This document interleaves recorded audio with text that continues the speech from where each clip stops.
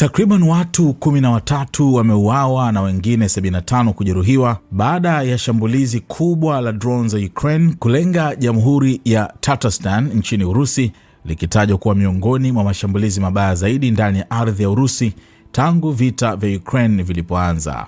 Kwa mujibu wa mamlaka za Urusi, mtoto mmoja ni miongoni mwa waliouawa katika shambulizi hilo lililolenga mji wa Nizhny Kamsky uliopo zaidi ya kilomita 1100 kutoka mpaka wa Ukraine. Mashambulizi hayo yalidumu kwa saa kadhaa kuanzia usiku hadi asubuhi. Picha ambazo hazijathibitishwa zilizosambaa mitandaoni zimeonyesha moshi mzito na miale ya moto ikipaa angani, huku ving'ora vya tahadhari ya mashambulizi vikisikika. Jeshi la Ukraine limethibitisha kuwa kiwanda cha kusafisha mafuta cha Tanevo kilichopo Nizhny Kamsky kilipigwa. Kampuni ya teknolojia ya ulinzi ya Ukraine, Firepoint, imesema drone zake aina FP1 zilitumika katika operesheni hiyo.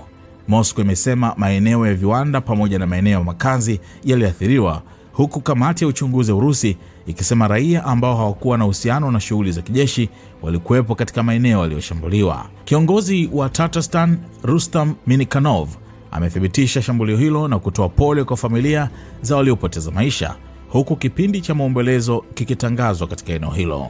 Urusi pia imedai kuwa mifumo yake ya ulinzi wa anga ilidungua zaidi ya drone 450 za Ukraine katika mashambulizi ya usiku. Katika miezi ya hivi karibuni, Ukraine imeongeza mashambulizi ya masafa marefu ndani ya Urusi, ikilenga hasa miundombinu ya nishati na maghala ambayo Kyiv imesema yanachangia mapato na shughuli za kijeshi za Moscow. Wakati huo huo, Urusi imeendelea kufanya mashambulizi makubwa ya anga dhidi ya miji ya Ukraine.